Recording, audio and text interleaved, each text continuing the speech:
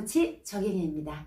이번 시간에는 가치라는 이 단어의 띄어쓰기에 대해서 알아보도록 하겠습니다. 자, 우선 가치라는 단어는 첫 번째 부사로서 사용할 수도 있고요. 또 두 번째는 조사로서 사용할 수도 있답니다. 그럼 첫 번째로 부사로서 사용할 때에 이 가치라는 것은 먼저 둘 이상의 사람이나 아니면은 두 개 이상의 사물이 함께 이렇게 사용할 때 쓰이는 말입니다. 그래서 이 단어들이 앞에 있는 단어와 띄어쓰기 하면 되는 거죠. 그래서 예를 들면은 나는 엄마랑 같이 백화점에 갔다. 아니면 엄마랑 같이 시장에 갔다. 이렇게 할 때 나는 엄마랑 같이 시장에 갔다. 갔다 할 때 보세요. 나는 엄마랑 같이 시장에 갔다. 이렇게 돼 있죠. 여기서 같이는 엄마랑 하고 띄워 쓰고 같이 시장에 갔다. 요거 가치는 부사로 사용이 됐다는 것이죠. 그럼 부사로 사용이 되었을 경우에는 이 가치를 생략을 하게 되죠. 그러면은 이 문장은 말이 될까요? 안 될까요? 그렇습니다. 읽어보시면은 나는 엄마랑 시장에 갔다. 말이 되죠. 이럴 때 이 가치는 부사로 사용이 됐다는 거죠. 부사로 사용될 때는 띄어쓰기를 하면 된다는 겁니다. 하나 더 예를 든다면 바늘과 실은 같이 한 세트다 할 때 여기서 같이 이 단어는 띄어 써야 되겠죠. 왜 띄었을까요? 제가 말씀드렸죠. 이 가치를 생략했을 때 보세요. 바늘과 실은 한 세트다. 말이 되죠. 말이 될 때는 생략해도 된다는 거예요. 생략해도 된다는 말은 이 가치란 단어가 바로 부사로 사용됐다는 말입니다. 부사로 사용될 때는 띄어쓰기 돼 있죠. 이렇게 부사일 때는 가치라는 단어를 생략을 해도 어떻게 된다고요? 말이 된다는 거죠. 말이 될 때는 띄어 쓰시면 됩니다. 그럼 두 번째로 부사가 아니라 조사로 사용될 경우가 있다고 했죠. 이 가치는 조사로 사용될 경우도 있다는 거예요. 조사로 사용될 경우에는 어떤 것이냐면은 예를 들면은 그녀의 얼굴은 백지장 같이 하얗다. 그러면은 여기서 가치를 붙일까요? 띄울까요? 백지장 같이 하얗다라고 했죠. 그러면 백지장처럼 하얗다는 거예요. 그래서 여기 조사로 사용될 때는 앞말의 전형적인 어떤 특징을 나타낸다는 거지. 백지장처럼 하얗다는 그런 전형적인 특징을 나타낸다는 거예요. 그래서 여기 조사로 사용될 때는 이 가치를 만약에 생략을 하게 되면은 말이 될까요? 안 될까요? 보시면은 그녀의 얼굴은 백지장 하얗다. 이렇게 되죠.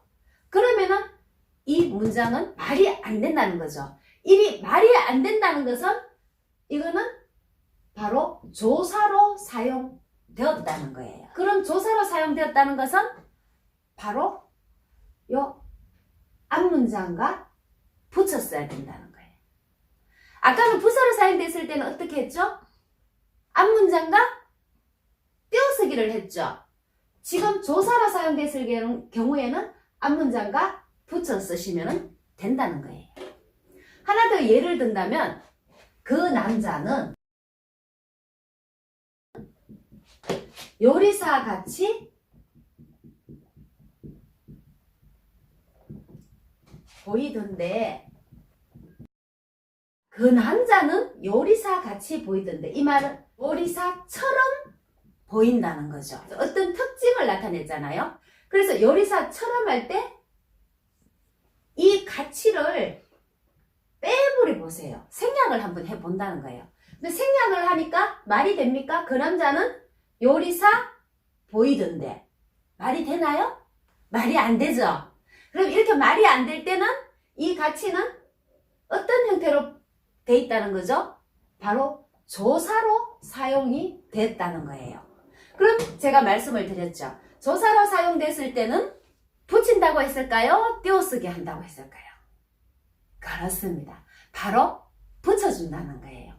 이렇게 부사로, 조금 전에는 부사로 사용됐을 때는 띄어쓰고 또 조사로 사용됐을 때는 붙여 쓰면 된다는 거예요. 부사는 어떤 게 부사죠?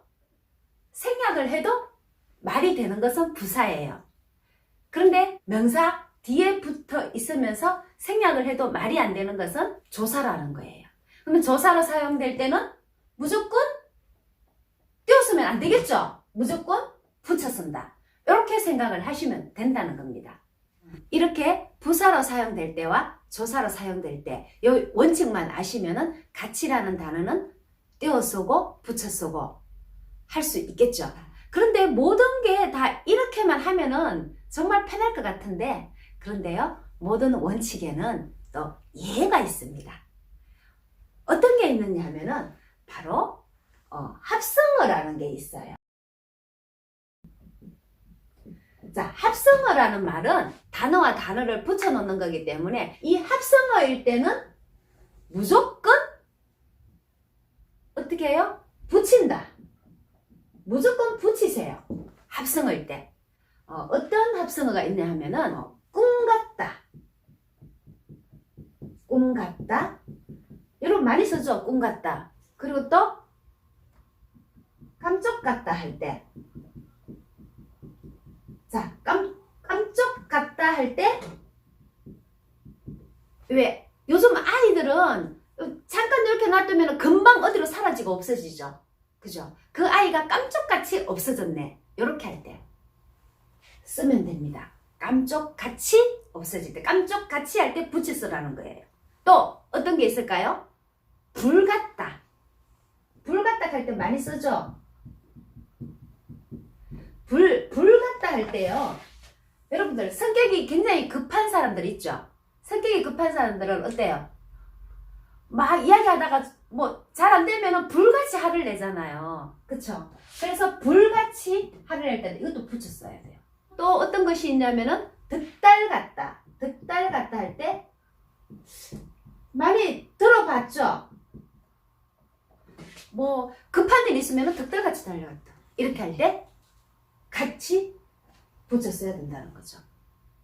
또 어떤 것이 있을까요? 그렇습니다. 손살 같다. 그리고 또 귀신 같다.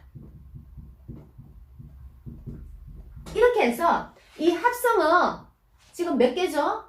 하나, 둘, 셋, 넷, 다섯, 여섯 개. 요 정도만 해도 지금 웬만큼 우리가 사용을 할 수가 있을 거예요. 그래서 합성어로 넣을 때는 무조건 띄어쓰라 그랬어요? 아니에요. 바로 붙여 쓴다.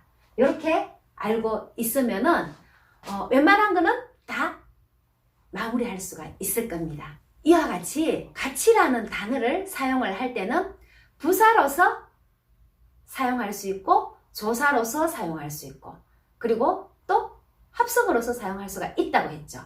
부사로 사용할 때는 어때요? 생략을 해도 되니까 반드시 띄어쓰라. 그리고 두 번째, 조사로 사용할 때는 어떻게 해요? 이거 생략을 할 때는 어떻게 되죠? 문장이 말이 안 돼요. 그러면은 반드시 붙였어야 된다는 거죠. 그리고 첫 번째, 두 번째가 아닌 예외적인 규정으로 합성어가 있다는 거예요. 이 합성어를 사용할 때는 어떻게 하라 그랬죠? 제가 말씀드린 이 6가지를 외워주시면은 이 합성어일 때는 무조건 붙였으면 된다는 거예요. 여기까지 오늘 가치라는 단어의 띄어쓰기에 대해서 알아보았습니다.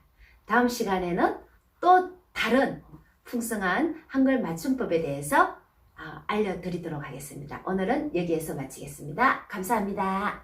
사랑합니다. 축복합니다.